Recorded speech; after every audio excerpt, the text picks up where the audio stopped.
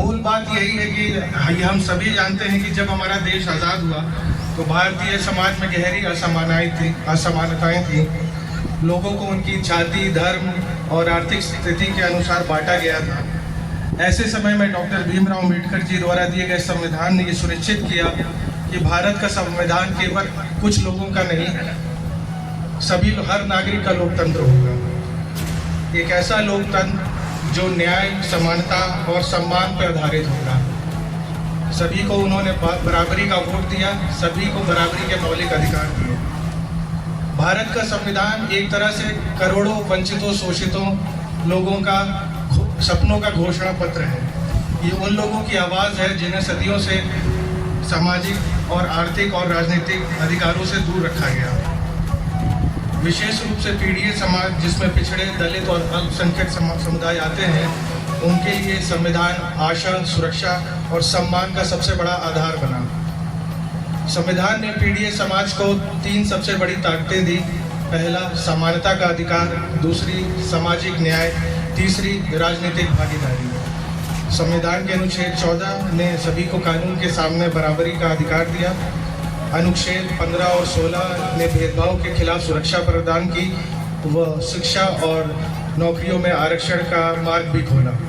यही कारण है कि आज दलित और पिछड़े समुदाय के लाखों युवा स्कूलों, विश्वविद्यालय, प्रशासनिक सेवाओं और राजनीति में अपनी जगह बना पाए हैं। अगर संविधान ना होता तो आज भी ये शायद ये कमज़ोर वर्ग हाशिए पर खड़े होते। पंचायत से संसद तक जो भी प्रतिनिधित्व और उन समस्याओं को समाधान कोई एक दिन में या कोई एक तरीके से नहीं, उसका कई तरीके हैं उसके समाधान के। और हमारे लिए सौभाग्य की बात है कि इस संविधान के रचयिता बाबा साहब इतने विद्वान व्यक्ति थे, इन्होंने वास्तव में इस संविधान में ही गागर में सागर भर दिया। इस संविधान का जो निचोड़ है, जो भी आपके जीवन की या विश्व की कोई भी समस्याएं हैं, उसका निदान इस संविधान में दिया हुआ, कहीं न कहीं किसी न किसी तरीके से उसमें निदान दिया हुआ है। इसीलिए इसको विश्व का सबसे सर्वश्रेष्ठ संविधान भी मानते हैं। लेकिन एक बात जरूर मैं आपको बताना चाहूँगा कि कभी इस बात को सोचिएगा कि आखिर वो कौन लोग हैं जो इस संविधान का विरोध करते हैं।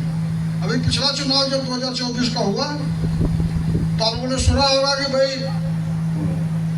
कुछ लोगों ने कहा, भारतीय जनता पार्टी के नेताओं ने, कि भाई अगर हमको ये 400 सीटें मिल गई, 543 सीटों में से 400 सीटें मिल गई तो हम संविधान बदल देंगे। बात उठी। कर्नाटक के एक मंत्री इनके नेता हुआ करते थे और बाद में अयोध्या के लल्लू सिंह हैं, तो उस समय सांसद थे, अब तो इस बार हार गए। उन्होंने कहा कि नहीं भाई बदल देंगे, और यह बात आग की तरह फैल गई पूरे प्रदेश में। और हमारे प्रदेश में तो और ज्यादा फैल गई, जहाँ पे जागृति बहुत ज्यादा है। आखिर वो कौन लोग हैं कि जो इस संविधान को बदलना चाहते हैं? क्या आप लोग ये समझते हैं और जानते हैं कि ये वही लोग हैं जो संविधान को बदलना चाहते हैं, जो संविधान बनाना ही नहीं चाहते थे, संविधान बनने देना ही नहीं चाहते थे। जैसे अभी कुछ देर पहले प्रदर्शन जी ने कहा कि भाई 5वें स्थान पे संविधान है हमारा हिंदुस्तान का, तो इतिहास देखा जाता है। तो आखिर वो कौन लोग थे जो संविधान का विरोध कर रहे हैं? तो सीधी सी बात है, जिस नई व्यवस्था में विरोध वही करेगा जिसका कुछ नुकसान होने वाला होगा, उसका समर्थन वही करेगा जिसका लाभ होने वाला है। तो जिसका नुकसान हुआ वही वो विरोध कर रहे थे। नुकसान इसलिए हुए कि उनके जो हक थे, जो उनके अधिकार थे, समय से चले आ रहे थे, हजारों साल से, उनको इस संविधान ने अस्थायी रूप से रोक दिया।